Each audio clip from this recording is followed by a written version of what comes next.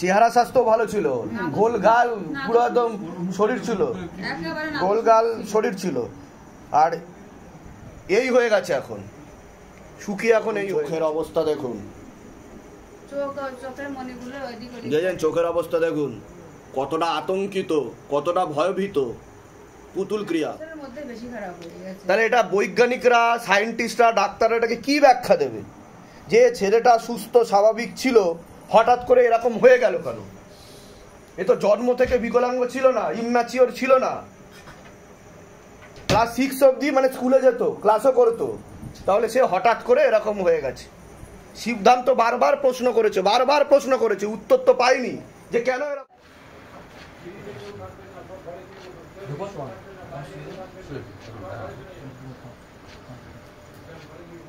আসন করে বসে আপনারা বসে যান,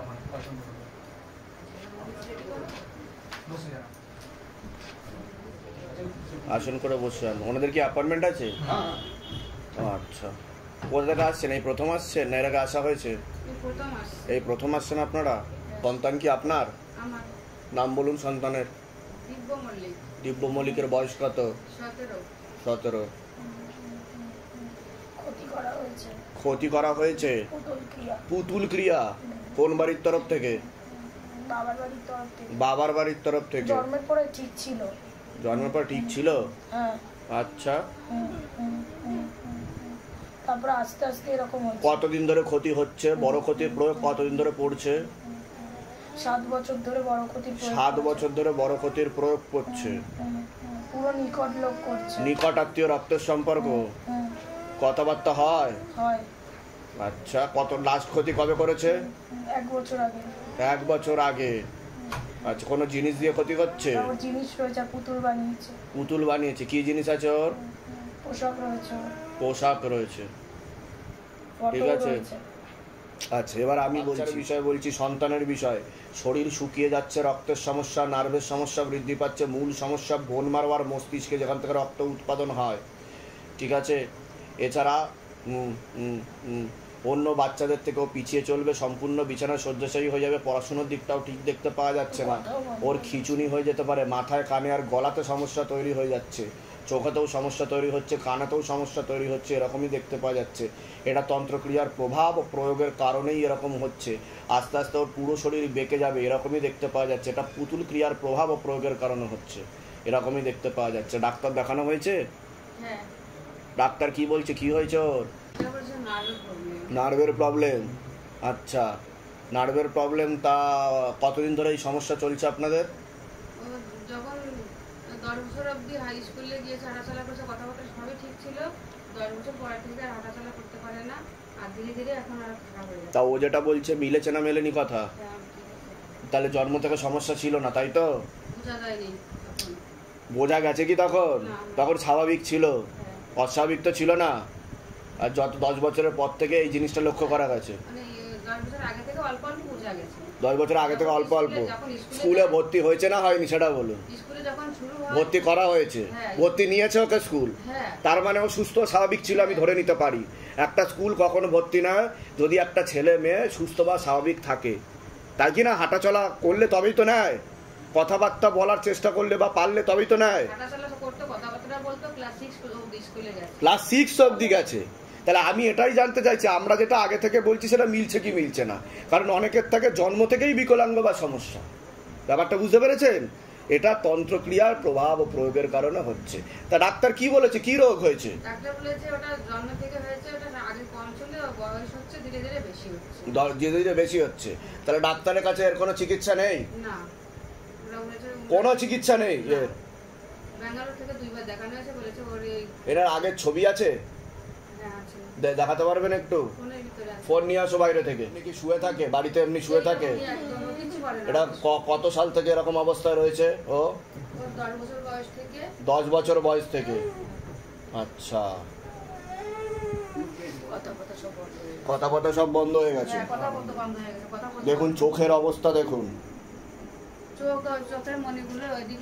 চোখের অবস্থা দেখুন, কতটা আতঙ্কিত, কতটা ভয়ভীত। পুতুল ক্রিয়া।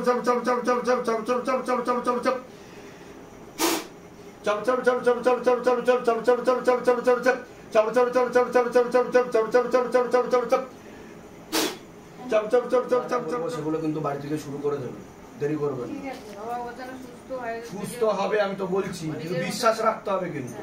ঠিক আছে, ধাম থেকে ওর থেকেও খারাপ কন্ডিশনে লোকে এসে সুস্থ হয়েছে। ওই জন্য আগে যেমন নিজের মতো চলাফেরা করতে পারবে, কিন্তু আমি যা যা বলবো আপনাদেরও কিন্তু করতে হবে। ও তো নিজে পারবে না করতে, সেটা কিন্তু করতে হবে, মনের জোরও রাখতে হবে, ঠিক আছে? এতদিন তো অনেক জায়গায় ছোটাছুটি করলেন, ডাক্তারের কাছে তো গেছিলেন, পারেনি তো, পেরেছে কি? না, আশা ছেড়ে দিয়েছে। হ্যাঁ, তাহলে এখন বাবার চরণ আশ্রিত হন। বিশ্বাস করেই তো এসেছি। কৃপা হবে, যেখানেই বিশ্বাস সেখানেই নিঃশ্বাস। ওঠে বসার না আমাকে। না, ঘাটটা তুলুন, তাহলেই হবে, ঘাটটা তুলুন।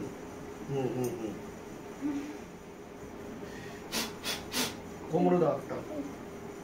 এবার উঠে বসেন, এবার একটু উঠে বসে তো হবে। উঠে বসা। তো হালকা পোষে নিয়ে আসে। হ্যাঁ, টান ধরে, খিচুড়ির মতো ধরে, তাই তো? আপনারা দাঁড়িয়ে গেছেন নাকি? আস্তে আস্তে আস্তে।